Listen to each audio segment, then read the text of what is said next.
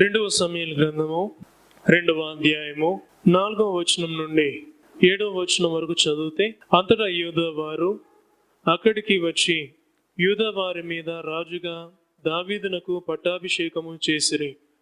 సౌలును పాతిపెట్టిన వారు యబెష్గిలాదు వారును దావీదు తెలుసుకొని యబెష్గిలాదు వారి యొద్దకు దూతలను పంపి, మీరు ఉపకారం చేసి చూపి మీ ఏలినవాడైన సౌలును పాతిపెట్టితిరి గనుక యెహోవా చేత మీరు ఆశీర్వచనము నొందుదురుగాక. యెహోవా మీకు కృప సత్య స్వభావమును అగుపరుచును. నేనును మీరు చేసిన ఈ క్రియను బట్టి మీకు ప్రత్యుపకారము చేసేదను. అంశమేంటి? ఒక అవకాశం లేని సందర్భము, సహాయము తోడ్పాటు లేని సందర్భాలలో చేయూతని ఇవ్వడము ఎంత బలము. ఇప్పుడు చూద్దాం. సహాయము తోడ్పాటు లేదు, రాజు లేడు. కానీ రాజు చనిపోయినందుకు రాజు మర్యాద పాటించి అన్యులైన వారు తమ మర్యాద చొప్పున సౌలు గారిని భూస్థాపన చేసి ఏ రీతిగా వారి మర్యాద, వారికి ఉన్న మంచితనాన్ని చూపించారో ఆ మంచితనాన్ని, ఆ మర్యాదను దావీదు గారు గ్రహించి, అయ్యా మీరు యూదా వారికి రాజుగా ఉన్న సౌలు గారిని మీరు మీకిచ్చిన పనిని, మీకు వచ్చిన అవకాశాన్ని మీరు ఉపయోగించుకొని భూస్థాపన చేసేళ్ళు. ఈ భూస్థాపన చేసినప్పుడు ఆయన ఒక అనాథగా పడిపోయిన శవమే. సౌలు గారు కేవలం రాజుగా ఓడిపోయి అనాథగా పడిన శవము. అనాథగా పడిన వానికి మీరేం చేసిల్లో? రాజ మర్యాద చేసి భూస్థాపన చేసిల్లో. కాబట్టి నేను యూదా వారికి, నేను 4వ వచనంలో ఏమంటున్నారంటే, యూదా వారికి నేను రాజుగా నియమింపబడిన కాబట్టి నా ముందు ఉన్న రాజుకు ఆయనకిచ్చే మర్యాద మీరు ఇచ్చారు కాబట్టి నేను మీకు రావాల్సిన సహాయము, సహకారం అందిస్తాను. 5వ వచనం చూద్దాం. 5వ వచనములో తండ్రి అయిన దేవుని యొక్క సహాయము పొందుతారని, తరువాత కింది వచ్చిన 6వ వచనంలో అదే తండ్రి అయిన దేవుని ద్వారా మీకు కృప సత్య స్వభావములు అందుతాయని, సహకారం కూడా ఉంటుందని కింది భాగం చదువుదాం. 7వ వచనంలో ఏమంటున్నారు? తమ మీద రాజుగా పట్టాభిషేకము చేసి ఉన్నారు గనుక మీరు ధైర్యము తెచ్చుకొని బలాఢ్యులై యుండుడని ఆజ్ఞనిచ్చెను. ఏంటిదంటే, నేను ఒక రాజును, రాజ అభిషేకం పొందిన వ్యక్తిని. తండ్రి అయిన దేవుడు చేసే పని, నేను చేసే పని, ఒక రాజుకు మీరిచ్చే గౌరవం మీరు ఇచ్చారు కాబట్టి అంటున్నాడు. కానీ ఈ మాటను నేను కొంచెం వివరంగా చూపించాలని ఇష్టపడుతున్నా. అది కూడా మీరు చూడాలని ఆలోచించండి ఒకసారి. మీరు గలతీయులకు రాసిన పత్రిక 2వ అధ్యాయము, గలతీయులకు రాసిన పత్రిక 2వ అధ్యాయము 9వ వచనం చూద్దాం. అనగా సున్నతి పొందిన వారికి అపోస్తలులగుటకు పేతురునకు సామర్థ్యము కలిగజేసిన వాడే అన్యజనులకును అపోస్తలులగుటకును నాకును సామర్థ్యము కలిగజేసినని వారు గ్రహించినప్పుడు స్తంభములుగా ఎంచబడిన యాకోబు, కేఫా, యోహాను అనువారు నాకు అనుగ్రహింపబడిన కృపను కనుగొని, మేము అన్యులకును తాము సున్నతి పొందిన వారికి అపోస్తలులుగా ఉండవలనన్న చెప్పి తమతో పాలువారగుటకు సూచనగా నాకును బర్నబాకును కుడి చేతిగా ఇచ్చిరి. ఏంటిదంటే కుడి చేతులు. అయ్యా, ఏ రీతిగా పేతురు గారును బర్నబా గారు గలతీ పట్టణంలో తమకున్న సువార్త ప్రకటిస్తున్న సందర్భంలో మేము అన్యజనులకు సువార్త ప్రకటిస్తున్నాం. మా పాత్ర కేవలము తండ్రి ఉద్దేశమును, తండ్రి సువార్తను ప్రకటించడమే. కానీ మాతో తోడ్పడిన వ్యక్తులను బట్టి ఇప్పుడు మాతో ఉన్న గుణాతిశయము, మాకున్న గుణాన్ని బట్టి ఎవరెవరు సహకరిస్తున్నారో 9వ వచనం చూద్దాం. ఏమంటున్నారంటే, స్తంభములుగా ఎంచబడిన యాకోబు, కేఫా, యోహాను అను వారు నాకు అనుగ్రహింపబడిన కృపను కనుగొన్నారు. యాకోబు, కేఫా, యోహాను ముగ్గురు మమ్మల్ని అర్థం చేసుకున్నారు. అర్థం చేసుకొని మేము అన్ని జనులకు తాము సున్నతి పొందిన వారికి అపోస్తులుగా ఉండవాలని చెప్పి తమతో పాలివారమునకు సూచనగా నాకును బర్నబకును కుడి చేతిని ఇచ్చిరి. మేము బీదలను జ్ఞాపకం చేసుకునవలని మాత్రమే వారు కోరిరి. అలాగు చేయుటకు నేనును ఆసక్తి కలిగి ఉంటిని. ఎవరు సహాయం చేయడం? మేము బీదవారికి సువార్త ప్రకటిస్తాం అంటే చేయూతనిచ్చే వ్యక్తులు ఉన్నారు కాబట్టి. మీరు కూడా తెలుసు, చేయూతనివ్వడము అనేది ఇతరులకు, అన్ని జనులకు, దేవుడు నమ్ముకున్న వారికి మనము సహాయం చేసినట్టే. అట్లనే మీరు కూడా చదువుతున్నారు 2వ సమూయేలు గ్రంథంలో, చేయూతనిచ్చింది అన్యుడు, కానీ సౌలు గారు రాజు చనిపోయాడు. అక్కడ ఆ చనిపోయిన రాజును మీరు మీ మర్యాద చొప్పున అనాథగా వదిలిపెట్టలేదు. అనాథగా వదిలిపెట్టలేదు కాబట్టి ఇప్పుడు 5వ వచనంలో ఆశీర్వాదం అంటున్నారు, 6వ వచనంలో కృప, సత్య స్వభావములు తండ్రి ఇస్తాడు. తర్వాత నేను నా వంతు నా మర్యాద చూపిస్తా మీకు. ఇది ఒక సహాయం చేయని వ్యక్తికి చేయూతనియడము. కానీ ఇంకా లోతుపాతులు మనం ఇలా చూస్తే ఇందులో మనకు అర్థం కావాల్సిన మాటలు కొన్ని ఉంటాయి. మత్తయి సువార్త 20వ అధ్యాయము 3వ వచనం నుండి కుమారుని పాఠం మనం చదువుకున్నాం కదా. 3వ వచనం నుండి 6వ వచనం వరకు మనం చూద్దాం. ఏమంటున్నారు అంటే, తరువాత అతడు దాదాపు 9 గంటలకు వెళ్ళి సంత వీధిలో ఊరక నిలిచి ఉన్న మరికొందరిని చూచి, మీరును నా ద్రాక్ష తోటలోనికి వెళ్ళుడి, ఏమి న్యాయమో అది మీకిత్తునని వారితో చెప్పగా వారును వెళ్ళిరి. సంత వీధిలో కాలక్షేపం చేసే వ్యక్తులకు, సంత వీధిలో ఖాళీగా ఉన్న మనుషులను యేసు ప్రభు చెప్తున్న ఉపమానములో ఇక్కడ ఒక యజమాని ఉన్నాడు. 20వ అధ్యాయము 1వ వచనంలో మనం చూస్తున్నాం. ఏంటిదయ్యా? పరలోక రాజ్యం ఒక ఇంటి యజమాని పోలి ఉన్నది. అతడు తన ద్రాక్ష తోటలో పని వారిని కూలి పెట్టుటకును ప్రొద్దున బయలుదేరి దినమునకు ఒక దేనారం చొప్పున పనివారితో ఓడబడి తన ద్రాక్ష తోటలోనికి వారిని పంపెను. అంటే ఒక ఇంటి యజమాని తన గృహము వదిలిపెట్టుకొని తన పనిలో జోక్యం చేయించుకోవడానికి పనివారిని ఏర్పాటు చేసుకుంటున్నారు. పనివారు పని ఉన్నవారు కాదు, పని లేని వాళ్ళను 3వ వచనం నుండి చూస్తున్నాం. ఏమంటున్నారమ్మా? తరువాత అతడు దాదాపు 9 గంటలకు వెళ్ళి సంత వీధిలో ఊరక నిలుచున్న ఖాళీగా ఉన్నారు. ఇంకా చూస్తున్నాం 5వ వచనం, దాదాపు 12 గంటలకు 3 గంటలకు అతడు మరలా వెళ్ళి అలాగే చేస్తును. తిరిగి దాదాపు 5 గంటలకు వెళ్ళి మరి కొందరు నిలిచి ఉండగా చూచి, అక్కడ దినమంతయు మీరెందుకు ఊరికనే నిల్చున్నారని వారిని అడగగా, అంటే సాయంకాలం 5 అయింది, ఇంకొక గంట సేపు, ఇంకో 2 గంటలు, 7 గంటల వరకైనా ఒకవేళ పనిచేసే సందర్భాలు ఉంటే 7 గంటలకైనా ముగిస్తా, కానీ ఈ పనివాడిని నేను ఎందుకు చేర్చుకోవాలి అని యజమానుడు ఎప్పుడు అనుకోలేదు.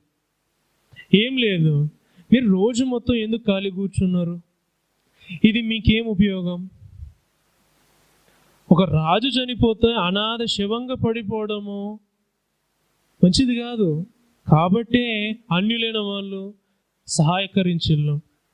మనం గల్తీ పత్రికలో చూస్తున్నాం ఏ రీతిగా పేతురు గారికి సహాయపడరు. ఎందుకు అంటే మేము అన్యులైన వారికి సువార్త ప్రకటించడమే మా పని వృత్తి, కానీ బీదవారికి మేము సువార్త ప్రకటించాలంటే మాకంటూ ఒక చేయూత కావాలి.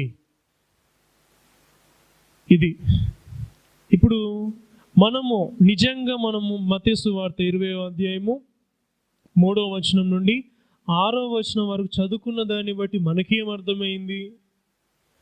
ఖాళీగా ఉన్న వాళ్లకు,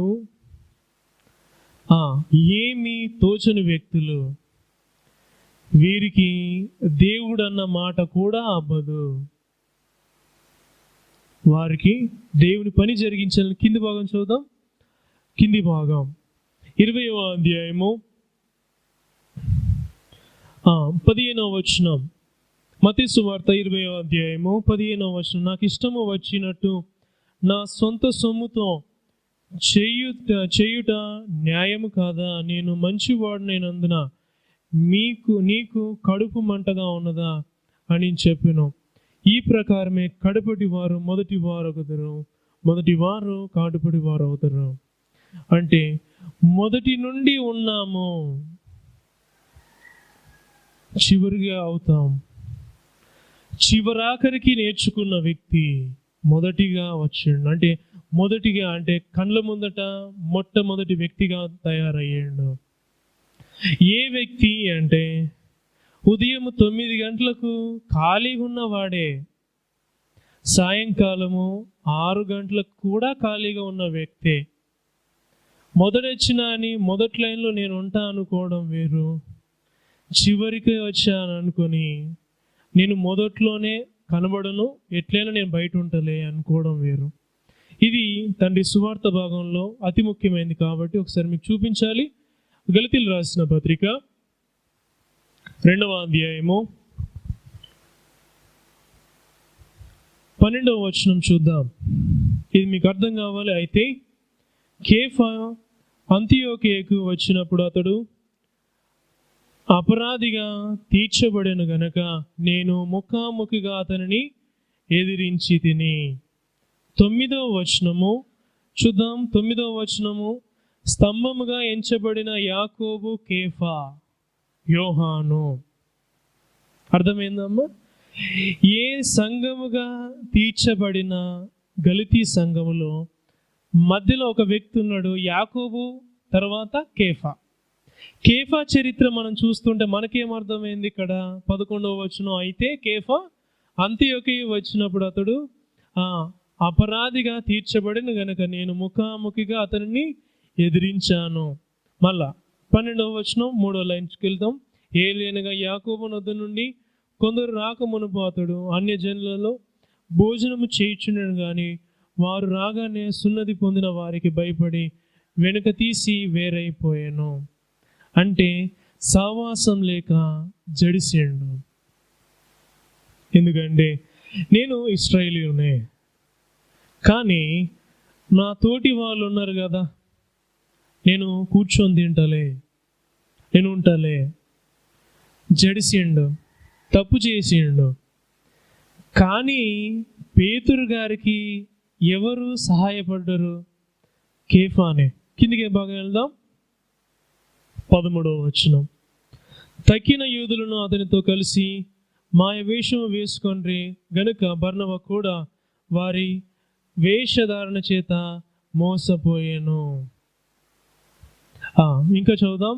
వారు సువార్త సత్యము చొప్పున క్రమము నడుచుకొనకపోవట నేను చూచినప్పుడు అందరి ఎదుట కేఫాతో నేను చెప్పినదేమనగా, నీవు యూదుడవై ఉండియు యూదుల వలె కాక అన్యుల వలనే ప్రవర్తించుండగా అన్యజనులు యూదుల వలె ప్రవర్తింపవల్లని ఎందుకు బలవంతం చేస్తున్నావు? వచ్చిన సమస్య మీకు ఇప్పుడు అర్థమైంది కదా. కేఫాను ఎందుకు ఎదిరించడం అంటే నువ్వు యూదునివే, కానీ అన్యుల లెక్క నువ్వు ఎందుకు ప్రవర్తిస్తున్నావు? ఆల్రెడీ అక్కడ బర్నబా మోసపోయాడని కూడా మాట్లాడండి అమ్మ పైన. ఎక్కడ అంటే 13వ వచనం చివరి లైన్లో ఏంటిదంటే, గనుక బర్నబా కూడా వారి వేషధారణ చేత మోసపోయాడు. అంటే సరైన వ్యక్తి లేడు. మనం చూస్తున్నాం ఇప్పుడు దావీదు గారు సరైన వ్యక్తి. చూద్దామా? 2 సమూయేలు గ్రంథము 2వ అధ్యాయము 1వ వచనం. యూదా పట్టణంలోనికి నేను పోదునా అని దావీదు యెహోవా యొద్ద విచారణ చేయగా పోవచ్చు అతనికి సెలవిచ్చెను. నువ్వు పోవచ్చయ్యా, ఎందుకంటే నీవు ఇప్పుడు రాజవుతావు. నువ్వు ఇప్పుడు రాజువు కాబట్టి నీకు ఒక అర్హత ఉంది. తిరస్కారం పొందిన నీకున్న రాజరికము చెడిపోదు. ఎందుకంటే నీవు నా తరపున ఉన్నా, నేను తండ్రి అయిన దేవునిగా నీకు చెప్తున్నా, నీవు వెళ్ళొచ్చు. 3వ వచనం. కాబట్టి ఇజ్రాయేలు రాళ్ళగు అహినోయాము కర్మెలీయుడగు నాబాలునకు భార్య అయిన అబిగాయిల అను తన 2 భార్యలను వెంట పెట్టుకుని దావీదు అక్కడికి పోయెను. ఎక్కడికి అంటే అభిషేకము, రాజుగా పట్టాభిషేకం చేయడానికి. 3వ వచనం ఏమంటున్నాడు? మరియు దావీదు తన యొద్దనున్న వారందరినీ వారి వారి ఇంటి వారిని తోడుకొని వచ్చును. వీరు హెబ్రోన్ గ్రామములలో కాపురం ఉండిరి. రాజుగా పట్టాభిషేకం చేయడానికి పిలుపును పొంది దావీదు గారు నడిపింపబడ్డాడు. ఇది నడిపింపులో చాతకానితనమున్న, నడిపింపులో వ్యవస్థలో అపార్థాలున్న, ఇంకొకటి పెడ చూపు ఉన్నా. ఇప్పుడు చూద్దాం దీనికి ఉన్న సవాలు ఎట్లాంటిదో. 2వ దినవృత్తాంతముల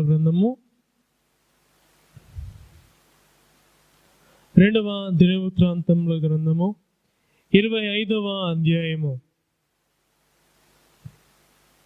9వ వచనము ఏంటిదంటే, అమజ్యా దైవజనుని చూచి ఇశ్రాయేలు వారి సైన్యమునకు నేనిచ్చిన 200 మణుగుల వెండిని ఏమి చేసేదమని అడిగినందుకు దీనికంటే మరి అధికముగా యెహోవా నీకు ఇయ్యగలడని ఆ దైవజనుడు ప్రత్యుత్తరం ఇచ్చెను. అప్పుడు అమజ్యా ఎఫ్రాయిముల నుండి తన యొద్దకు వచ్చిన సైన్యమును వేరుపరచి మీ ఇండ్లకు తిరిగి వెళ్ళుడని వారికి సెలవిచ్చెను. అందుకు వారి కోసము యూదా వారి మీద బహుగా రగులుకొనెను. వారు ఉగ్రులై తమ ఇండ్లకు తిరిగిపోయిరి. అంతటా అమజ్యా ధైర్యము తెచ్చుకొని తన జనులతో కూడా బయలుదేరి ఆ ఉప్పు పల్లపు స్థలమునకు పోయి షెయీరు వారితో 10,000 మందిని హతము చేసిరి. చూద్దామా? 9వ వచనం నుండి 11వ వచనం వరకు ఏంటిదంటే, ఏ అమజ్యా రాజు 25వ అధ్యాయంలో వివరంగా మనకు అర్థమవుతుంది. తను కూడా తండ్రి అయిన దేవుని దగ్గర సముఖములో, అయ్యా ఇది చేయొచ్చా, ఈ పని నేను చేయొచ్చా? ఒక పని చేయడానికి చూస్తున్నప్పుడు చేసే పనిలో నీవు చేయొచ్చు, కానీ నీ దగ్గర ఉండాల్సింది ఏంటిది అంటే చెప్పిన పని చేయడము. 8వ వచనం చూద్దాం. అలాగూ పోవలని నీకున్న ఎడలపము యుద్ధము బలముగా చేసినందున దేవుడు నీవు నీ శత్రువుల ఎదుట నిన్ను కూల్చును, నిలవబెట్టుటకు పడవేయుటకు దేవుని వశమే కదా అని ప్రకటింపగా చెప్పాడు. దేవుని చేత బోధింపబడుతున్నాడు. తండ్రి నిలబెట్టుకుంటాడు, నిన్ను తీసేస్తాడు. నీ చేతిలో ఉన్న పనిని నువ్వు సక్రమంగా పనిచేయి. ఇప్పుడు మీరు కూడా వచ్చి చేసే పని ఏంటిదంటే, నా చేతిలో ఉన్న పనిని నేను సక్రమంగా చేస్తా. పరిస్థితులు ఉంటాయి, ఆలోచనలు ఉంటాయి. కింది భాగం చూద్దాం, అది కూడా మీకు అర్థం కావాల్సింది ఉంది. 12వ వచనం. ప్రాణముతోనున్న మరి 10,000 మందిని యూదా వారు చెరపట్టుకొని వారిని ఒక పీట మీదికి తీసుకొని పోయి ఆ పీట మీదనున్న వారిని పొడవేయగా వారు తుత్తినీలైపోయిరి. అయితే తనతో కూడా యుద్ధమునకు రావద్దని అమజ్యా తిరిగి పంపివేసిన సైనికులు షోమ్రోను మొదలుకొని బెత్హోరోను వరకు ఉన్న యూదా పట్టణముల మీద పడి వారిలో 3,000 మందిని హతము చేసి విస్తారమైన కొల్ల సొమ్మును పట్టుకొని పోయిరి. ఏంటిది అంటే, రాజు తనతో తాను ఉన్న వ్యక్తులను, ఆఖరికి తండ్రి దగ్గర అనుమతి పొంది చేస్తే 13వ వచనం ఏం చేసిల్లమ్మా? విస్తారమైన కొల్ల సొమ్మును సంపాదించుకున్నారు. ఇది ఆజ్ఞను అనుసరించడము, ఒక రాజ్య పరిరక్షణ. ఇది కూడా ఒక రాజ్య పరిరక్షణ. దేవాలయము దేవుని పని, ఇదంతా ఏంటిది? రాజ్య పరిరక్షణ. రాజ్య పరిరక్షణకు సంబంధించింది మీకు చూపించాలి. ఇంకా సామెతల గ్రంథము 5వ అధ్యాయము 21వ వచనము, నరుని మార్గములను యెహోవా ఎరుగును, వాడి నడతలన్నిటినీ ఆయన గుర్తించును. దుష్టుని దోషములు వారిని చిక్కుల పెట్టును, వాడు తన పాశము వలన బంధింపబడును. ఒకటి, గుర్తించడము. తండ్రి అయిన దేవుడు నువ్వు చేసిన పనిని బట్టి నీకు ఆశీర్వాదము. కానీ ఈ రాజ్యాల్లో ఇట్లాంటి పరిపాలనలో చాలా ముఖ్యమైన విషయం ఏంటిదంటే తండ్రి అయిన దేవుని గుర్తించడం ఏంటిదంటే, ఇప్పుడు చూద్దాం ఏం చేస్తున్నాడు తండ్రి అయిన దేవుడు. గుర్తిస్తున్నాడు. 21వ వచనం ఏం చేస్తున్నాడమ్మా? ఎరుగుతున్నాడు అంటే తెలుసుకున్నాడు, గుర్తిస్తున్నాడు. ఏ సందర్భములో పేతురు గారిని అవసరం ఉంది అని గుర్తించారు, అట్లనే సౌలు గారు చనిపోయాడు, అనాథగా పడిపోయిండు, గుర్తించిలు. సమాజంలో మనుషులు అర్థం చేసుకున్నారు, భూస్థాపన చేసిండు. అట్లనే మీరు కూడా ఉపమానంలో కూడా చూసిన మత్తయి సువార్తలో పొద్దున 9 గంటలకు ఖాళీగానే ఉన్నాడు మనిషి, మధ్యాహ్నం కూడా ఖాళీగా ఉన్నాడు, సాయంకాలం కూడా ఖాళీగా ఉన్నాడు. గుర్తించిన వ్యక్తి ఎవరు అంటే ఇంటి యజమాని. ఇంటి యజమాని తన తోట పని కొరకు పనివారు ఖాళీగా ఉన్నారు, అది వారు పనిచేసే సందర్భం. అది మీరు పనిచేసే మనుషులు ఖాళీగా ఎందుకు కూర్చున్నారని ఏం చేసిల్లయ్యా? రప్పించుకున్నాడు. ఎందుకు అంటే గుర్తించడానికి, పని చేపించుకోవడానికి. చివరి భాగం చదువుకొని ముగించుకుందాం. ఇర్మియా గ్రంథము 6వ అధ్యాయము 18-19 వచనం చదువుకుందాం. అయితే మేము వినమని వారనుచున్నారు, అన్యజనులారా వినుడి, సంగమా వారికి జరిగిన దానిని తెలుసుకొనుము, భూలోకమా వినుము. ఈ జనులు నా మాట వినుకున్నారు, నా ధర్మశాస్త్రమును విసర్జించున్నారు గనక తమ ఆలోచనలకు ఫలమైన కీడు నేను వారికి రప్పించుచున్నాను. ఏంటిదమ్మా? 18-19 వచనం. భూమికి అడుగుతున్నాడు. రెండవ మాట చూద్దాం. ఇంకొకటి, సమాజంలో మనుషులతో మాట్లాడుతున్నాడు. ఏంటిదంటే ఈ జనులు నా మాటలు వినుకున్నారు, నా ధర్మశాస్త్రమును విసర్జించున్నారు గనక తమ ఆలోచనలకు తమ ఫలములు కీడు నేను వారికి ఇచ్చి రప్పిస్తా.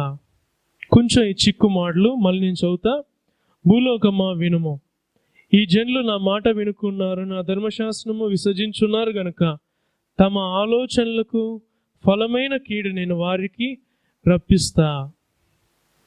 వారి ఆలోచనలకు తగిన ఫలము వారి మీదికి రప్పించడము తండ్రి అయిన దేవుని యొక్క పని. పని చేయడము మీ ఆలోచనలు, ఫలము దేవుడు ఇవ్వడము. కానీ వినని వ్యక్తులు ఎవరు? పై భాగం చదివితే చూద్దాం. 18వ వచనం, సంఘము. ఇంకొకటి చూద్దాం పై బాటల్లో 17వ వచనం, మిమ్మును కాపు కాయటకు నేను కావలి వారు ఉంచి ఉన్నాను, ఆలకించుడు. వారు చెయ్యు బూరధ్వని వినబడుచున్నది, అయితే మేము వినమని వారంచున్నారు. అంటే సేవకులు, యాజక బృందము నడిపించడానికి ఎంత మాట్లాడినా వినట్లేదు.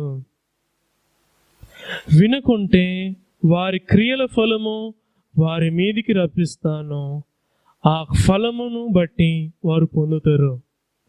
చూసిల్లా, ఈ ఫలాలన్నిటినీ అర్థం చేసుకొని, ఒకటి సహాయము లేక పడి ఉన్న వ్యక్తి, రెండవది పని లేకున్నా ఖాళీగా తిరుగుతున్న మనిషి, మూడవది సహాయం కొరకు ఎదురు చూసే బీదవారు. ఈ 3 రకములైన మనుషులను చూపించి, దావీదు గారిని చూపించి తండ్రి అయిన దేవుణ్ణి గుర్తిస్తున్నాడు, అర్థం చేసుకోగలడు, ఫలాన్ని ఇవ్వగలుగుతాడు. సాక్ష్యము సంఘమే, సాక్ష్యము భూమే, సాక్ష్యము దేవుడే. ఇంకా చివరి భాగం చదువుకుందాం. యోహాను సువార్త 17వ అధ్యాయము 24వ వచనము. తండ్రి, నేనెక్కడ ఉందునో అక్కడ నీవు నాకు అనుగ్రహించిన వారును నాతో కూడా ఉండవలననియు, నీవు నాకు అనుగ్రహించిన నా మహిమయు నా వారు చూడవలననియు కోరుచున్నారు. జగత్తు పునాది వేయబడక మునిపే నీవు నన్ను ప్రేమించితివి. ఇది దేవుని గురించి, అంటే శిష్యుల గురించి చేసే ప్రార్థన. 24వ వచనం ఏంటిదంటే, నా మహిమను వారు చూడవలనని కోరుచున్నారు. ఇది దావీదు గారు రాజరికము పొందుకున్నాక చేసే సహాయం ఏంటిది? తన రాజరికాన్ని బట్టి, అయ్యా నేను చేయగలుగుతా. అట్లనే యేసు ప్రభు కూడా చెప్తున్నాడు, అయ్యా నీవు నన్ను ఏర్పాటు చేసుకొని, నీవు నన్ను నడిపించి నీ మహిమను నాకు అందించినావు. ఇప్పుడు ఈ మహిమను వారు చూడాలని ఇష్టపడుతున్నారు. 24వ వచనం ఏమంటున్నారంటే, నా మహిమను వారు చూడవలనని కోరుచున్నారు. జగత్తు పునాది వేయబడక మునిపే నీవు నన్ను ప్రేమించితివి. నీతి స్వరూపియగు తండ్రి, లోకము నిన్ను ఎరగలేదు, నేను నిన్ను ఎరుగుదును. నీవు నన్ను పంపితువని ఎరిగి ఉన్నారు. ఏంటిదయ్యా? ఈ అన్యులు, తెలవని మనుషులు, నన్ను నమ్ముకొని నాతో ఉన్న బిడ్డలు తెలిసిన వారే. రాజు చనిపోయినాక కూడా రాజకిరీటమైన, రాజు వేసుకున్న వస్త్రాలను చూసేనా ఎవరు సహాయపడ్డరు? యబేష్గిలాదు ప్రజలు. రాజు చనిపోయిండు, రాజు అన్యాయంగా పడిపోయిండు అనుకున్నా, అది యూదులకు రాజు కదా, మాకేం పని అతనితోటి అనుకోవచ్చు. కానీ వాళ్ళు ఏం చేసిల్లంటే, అయ్యో రాజు, ఏ రాజు అయితే ఏంది, మేము మా పని చేస్తాం. చూడండి, ఇప్పుడు యేసు ప్రభు దగ్గరికి వద్దాం. యేసు ప్రభు సువార్త పరిచర్య చేస్తున్న పేతురు గారి గురించి ఆలోచించుకున్నా ఇదే సందర్భాలు. ఏంటిదంటే, అయ్యా నువ్వు ఈ రీతిగా మా కొరకు, మేము అన్యులమే, మేము యూదులంగా ఉండి మేము అన్యులంగా బతికినాం. కేఫా, ఎంతగా మేము ఇట్లున్నామో, కానీ ఇప్పుడు నేను నీతోటి ఉంటున్నాయ్యా, నేను నీకు కుడి చేయిగా ఉంటా. ఇదంతా దేనికి ప్రయోజనం? తండ్రి మహిమను చూడడానికి. ఒక ధనవంతుణ్ణి చేరదీసుకోవడం అంటే, తర్వాత ఆ ధనవంతుడు బాగుపడితే లాభం ఏమొస్తుంది? తిరిగి లాభం పొందిండు అంటే మనం ఎవరికి సహాయపడ్డామని అనుకోవచ్చు. ఇప్పుడు ధనవంతునికి. అదే ఇప్పుడు మనం దేవుని వైపు వచ్చి దేవుని పని చేసి దేవుడు అని కూర్చున్నాం, దేవునికి మనం ఏం చేసినట్టు ఇప్పుడు చూపిస్తా. చూడండి, అది మీకు అర్థం కావాలంటే ఇర్మియా గ్రంథము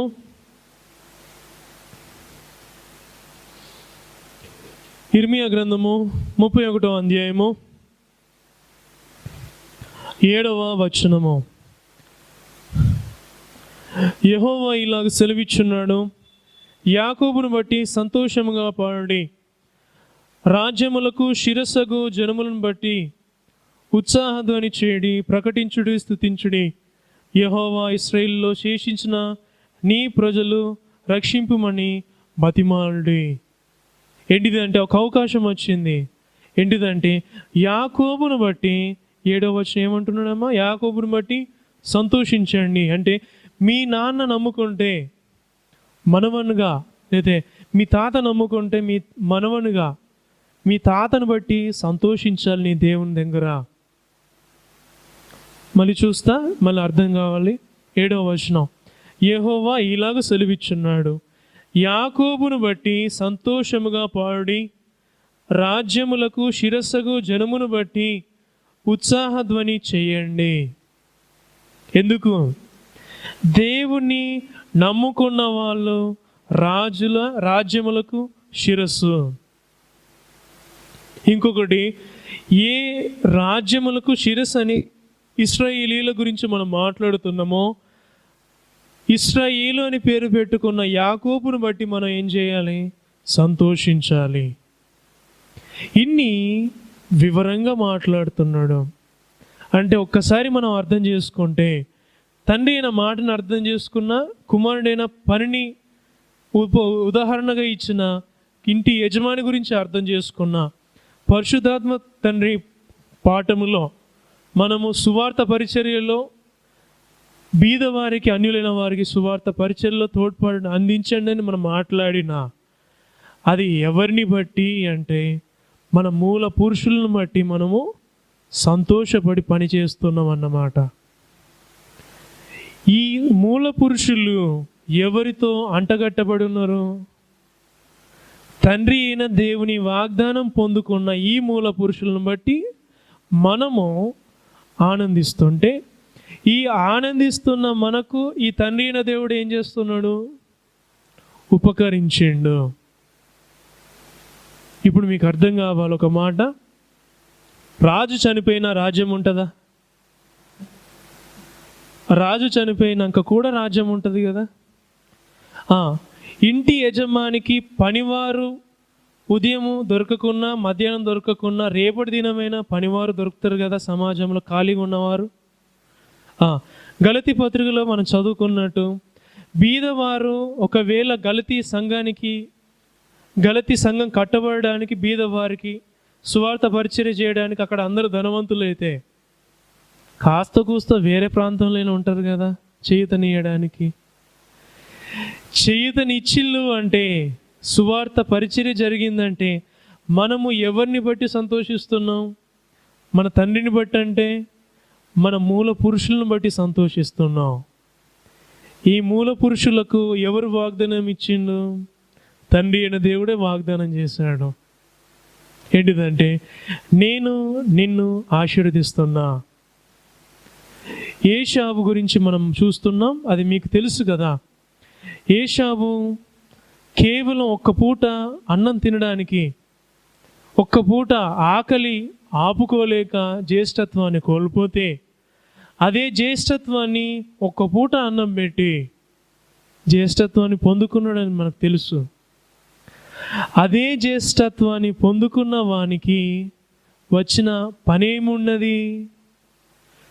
అవసరం ఉంది కాబట్టి, ఆకలి తీర్చిండు కాబట్టి తండ్రి అయిన దేవుడు ఏం చేసిండు? వాగ్దానాన్ని ఇశ్రాయేలు అని యాకోబును పేరు మార్చి పని జరిగించిండు. కాబట్టి తండ్రి అవసరాన్ని మనం తీర్దాం. మన తండ్రి మనతో ఉంటూ మనకున్న ప్రతి అవసరత తీరుస్తాడు. కాబట్టి ప్రార్థన చేసుకుందాం.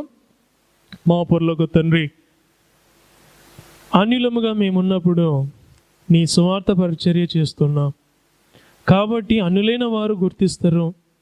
కొన్ని సందర్భాలలో ప్రభా దూరం కొట్టినా, అయ్యో సేవకుడు సేవ చేస్తున్నాడులే అనుకుని ఎవరో ఏ మాట మాట్లాడినా, మేము మాకంటూ ప్రభా చేయుతనిస్తే, దేవా పని జరుగుతుంది కనుక తండ్రి నీవే ప్రభా మాకు చేయుతనిస్తున్నావు, నీ పరిశుద్ధాత్మనిచ్చి నడిపిస్తున్నావు.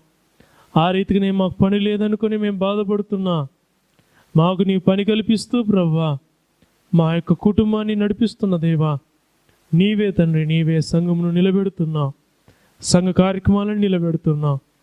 నిన్ను నీ మహిమను చూడడానికి మాకు నీ యొక్క సహవాసం ఇచ్చావు కనుక వచ్చిన ప్రతి బిడ్డకు నీవే సహాయము సహకారం అందించి అడ్డుగోడలన్నీ త్రుంచివేసి దేవా మూల పురుషులను మేము సంతోషపరచాలి. వారిని నడిపించి మమ్మల్ని ఈ తరానికి మమ్మల్ని ఇంతవరకు నిలబెట్టుకున్నామని నిన్ను మయంపరచగలిగే ధోరణి మాకు దయచేయమని యేసు నామమున వేడుకుంటున్నాము. ఆమేన్.